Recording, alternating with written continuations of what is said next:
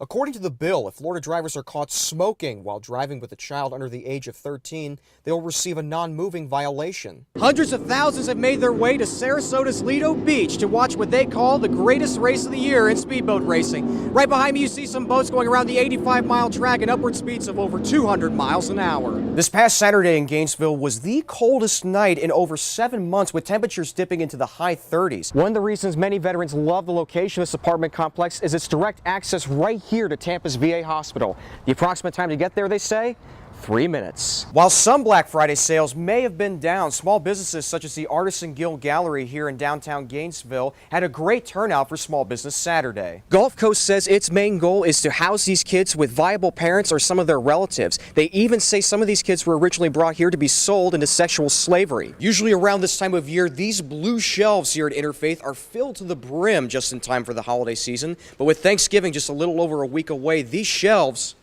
are still bare. Some requirements need to be a taxi driver here in Gainesville, including being at least 25 years old. Just spoke to West Palm Beach Police moments ago, and they say they need your help in cracking this double homicide case. Just 4 days after the mass shooting that devastated the town of Bell, members of the community are still coping with the loss. Hundreds gathered to honor the mother and 6 children who were shot and killed by their grandfather last Thursday, and to also pray for 7 members lost from one big family.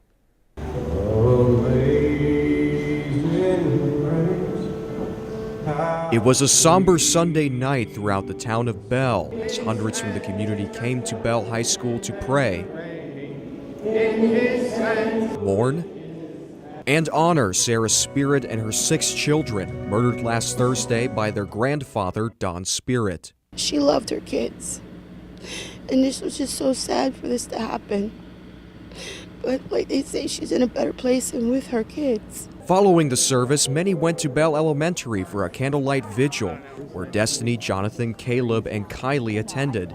Corey Tootin remembers being classmates with the kids. Whenever there was church and we had vacation Bible school, and me and him used to get into trouble, just like a little bit of trouble, and now we'll never be able to do that again. In the wake of the tragedy, Corey and his family decided to help the family out. We were trying to figure out a way to make monies to help with the funeral. Community leaders, including Gilchrist County school officials, spoke during the vigil, offering their peace and comfort to a family broken but not beyond repair. We intend to come alongside of a family that hurts, that has been devastated.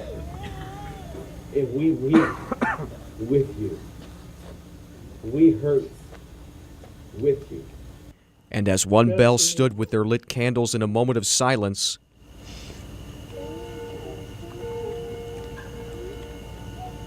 another began to toll while each of the 7 victims' names were called, with many embracing each other and parents holding on to their children, as one with her 6 children are no longer on this earth, but are now precious memories.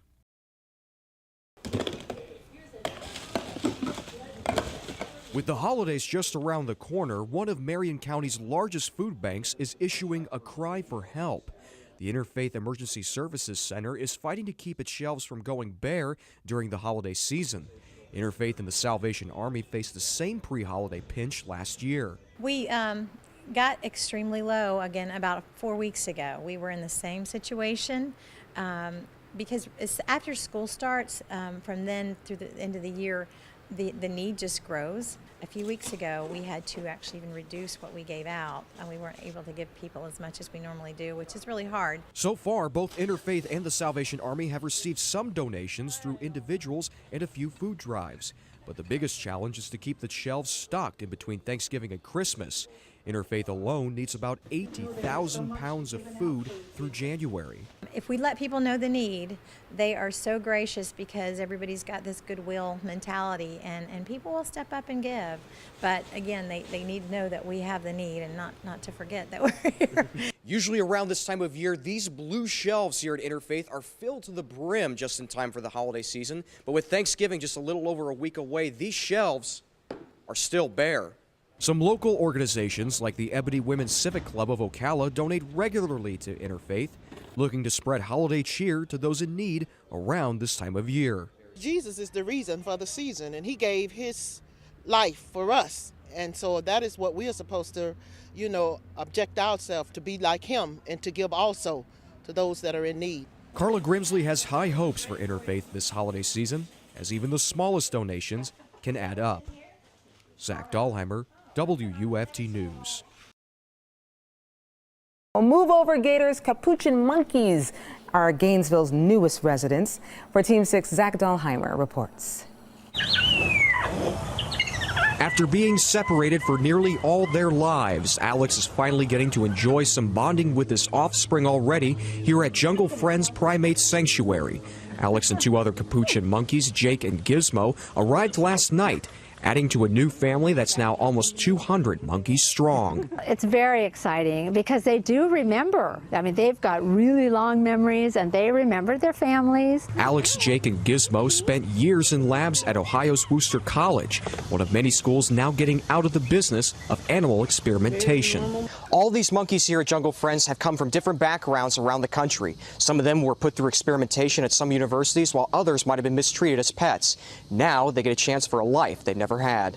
In its 15th year, the sanctuary hopes to bring in more monkeys like Alex, Jake, and Gizmo, giving them a second chance to enjoy their golden years. To be able to come here and see them get out into their natural habitat, even if they can't ever be let back out into the full wild, but this is the best of the best that they can go to.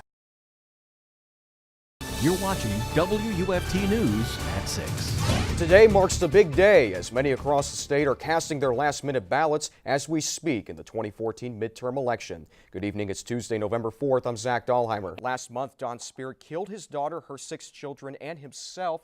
DCF had prior contact with the family, but said it could not have foreseen the tragedy. And this just in the newsroom a few minutes ago, the University of Florida has released some documents in connection to the Treon Harris case. But as so many stop to look back, they also see the progress that's been made over the last 13 years in a city and country that has refused to give in or give up. Federal police today arrested the former mayor of a southern Mexican city, along with his wife, on charges of ordering the attacks in late September that left 6 college students dead and 43 others missing. Jose Luis Abarca and his wife Maria de los Angeles Pineda were arrested in eastern Mexico City during an early morning raid. Now, Leah, scooters are a very popular form of transportation in Gainesville. How common are scooter accidents? More than 1 million voters said yes, but the measure only received 57% of the vote. And the weather certainly didn't keep people away from the polls today. Very beautiful day all around today. A little bit of good news for you this evening. A man in Fort Myers is feeling the love from a stranger and the local police department. Welcome back. According to a report from Feeding America, thousands of Alachua County students depend on their schools to provide most of their meals. Well, getting back to north central Florida, even though a few brief showers were on radar this afternoon, it was a relatively beautiful day.